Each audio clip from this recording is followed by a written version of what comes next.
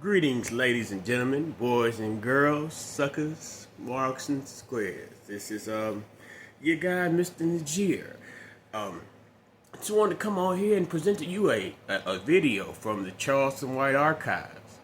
I came in contact with Mr. Charleston, I guess around 2020, and pretty much have been a dedicated supporter of him ever since. Some people like to misrefer to individuals like to me as fans. Ain't nothing wrong with being a fan if that's what you into, but I'm not a fanatic for now, son of a bitch. But, it may be by the time you watch this video, it might be a whole another scenario where Charles might have came into the media and sparked some type of polarization between two groups of people. That, if you've been paying attention, it's pretty much a lot of ways where his notoriety increases. I myself, when I first saw him, I was seeing with the red hat on, talking his talk. But at the end of the day, he said, "Well, I do this and I do this and I done this and I done that. Google my name." And I did from the very beginning. I Googled his name, and not only that, I went searching. I don't. If I'm gonna put my support behind something, I'm gonna research it well.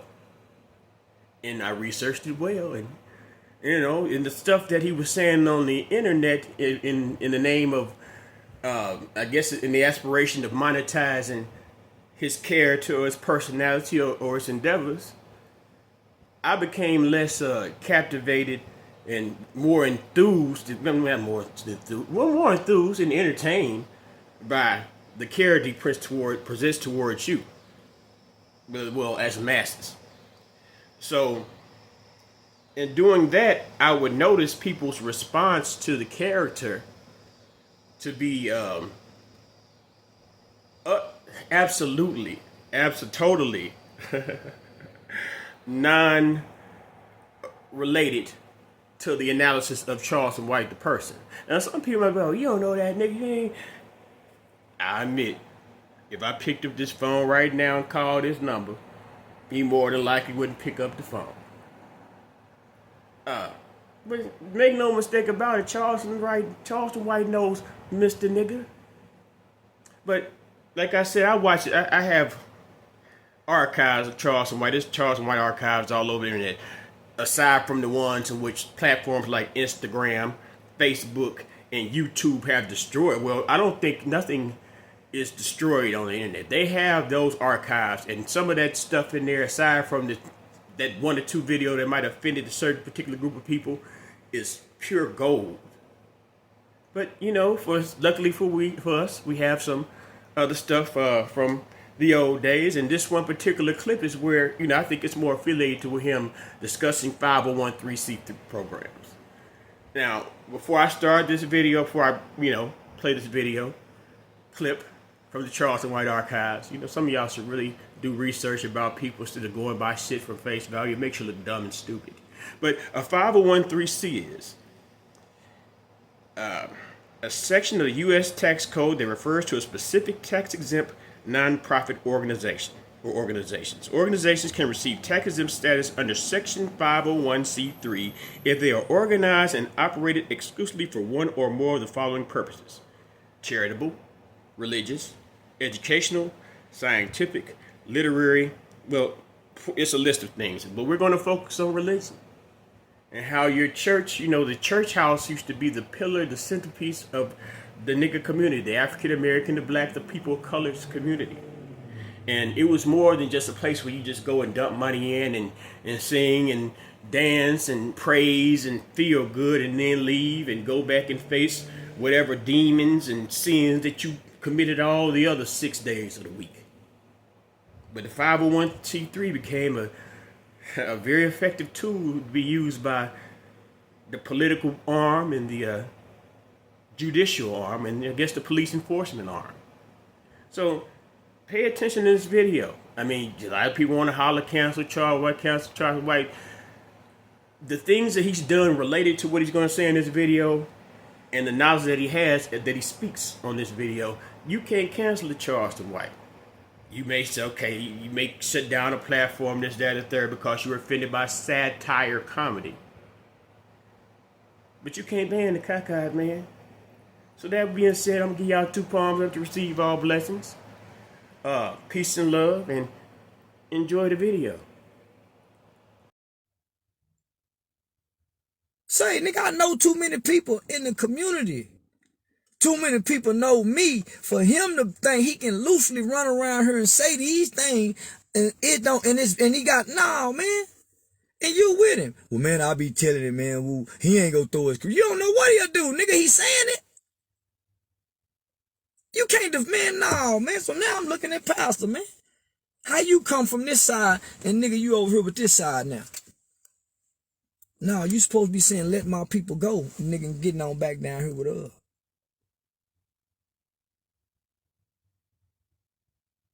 Man, Chief came and went to my church. Nigga, he playing on you.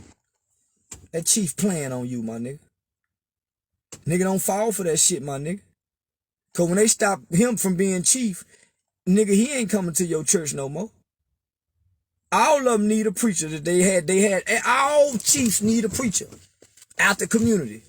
It's just like when a rapper get him a contract, they'll give him a gold chain and all that. When a chief become chief, they go give him a black preacher, they go give him what he need. Nigga, you ain't no different. And he ain't no different. Both of y'all are just in a role to fill for right now to appease something. So don't get caught up in thinking just because he came to your church, he really sincere. Man, I know him, I talk to him. Man, these people go to school to play on us. These people go to school to play on us. And I just want y'all to know, we didn't pick this group here, just like we didn't pick the last group of leaders. They went downtown, and the white folks and the nigger folks looked out into the crowd and said, which niggas y'all think we ought to pick this go round? We got George Floyd, we got our Tatiana Jefferson, the Dr. Bells and the bishops and all them motherfuckers done played out. We need to pluck some new ones, y'all. Well, hey, find us something to pluck. You know them better than we do. Yeah, find us something to pluck. You know, those are your people. We wouldn't know which ones, so you pick the ones that you would feel comfortable coming down here, engaging us. Well, I like that one. And give me that one. They don't know nothing about politics. They're not seasoned about anything. So we can razzle-dazzle this group here for another 5 to 10 years. And while we're razzling and dazzling them with these social justice programs, we'll be fucking them economically. We'll give them a little money with these social justice programs, but we'll fuck them economically, okay? So get us some down here that's all about social justice, that don't know anything about business, zoning, politics, or economics. And we got another 20-year head start on these fuckers. So they picked the pastor who don't know nothing about business, zoning, development, or economic. They picked another motherfucker who don't know anything about politics, zoning, business, or city economics. All the motherfuckers that they pick come down here and talk social issues where nobody has to talk back. You just listen to a motherfucker talking social issues. You don't have to respond or engage them. Just hear them out. That's all they want. And everybody clap for them when they get through talking. Ain't this what y'all been seeing? Ain't this what y'all been seeing? But the last time I went, 2 weeks ago, they got $10 million. They got $4 million. They got $2 million. They got $600,000. They got $300,000. And there wasn't no social issues involved. The Boys and Girls Club got $1.5 million. Ain't none of us involved in them over there. Most of the people who work and run and oversee the Boys and Girls Club in our neighborhoods, they live somewhere else. They live somewhere else. They're not even from Fort Worth. Most of the people that's over parks and recreation, they from a whole nother city.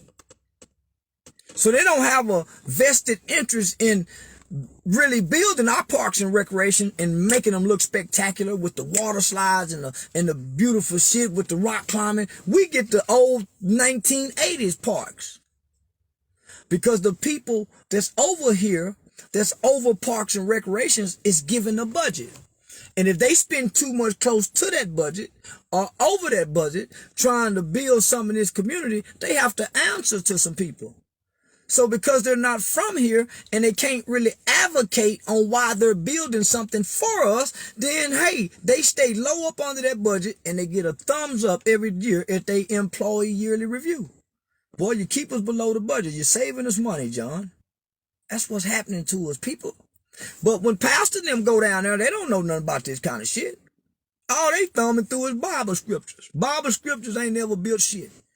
Everybody that can quote a Bible scripture broke in a motherfucker, especially if they can recite them fresh like that and don't have to think on them.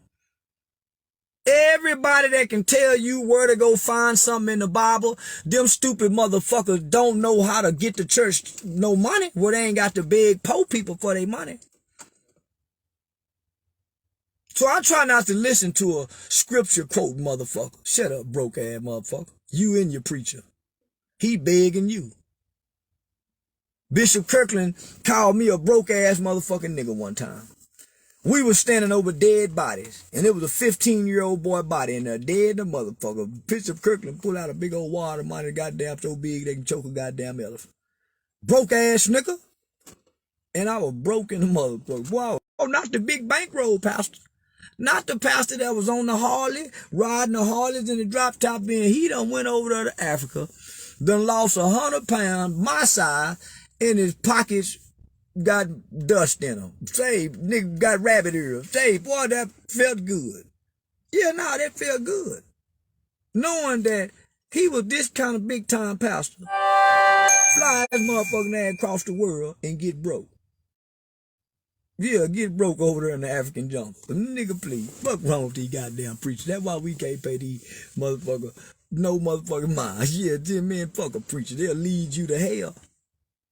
Hollering, give me some tithe money. Whole goddamn time you think you on your way to heaven. You motherfuckers go get left behind. God say he go pass up the church because Jesus ain't gonna recognize the church. This ain't Jesus' church. This ain't no motherfucking church Jesus go recognize. He go bypass that motherfucker. And y'all gonna be in there clapping, stomping your motherfucking feet, paying tithe. And when y'all come out of church, it's gonna be hell. Yeah, y'all gonna be left behind like a motherfucker. Y'all swearing them down, y'all going to heaven. Yeah, dumb, stupid motherfuckers following them goddamn preacher boys. Why you think the politicians always pick the preachers and they don't pick nobody else? Ask yourself that. Since way back when, Nat Turner, ever since they got Nat, why do you think the master, the overseer, always run and pick preacher boy? Because preacher boy is the puppet.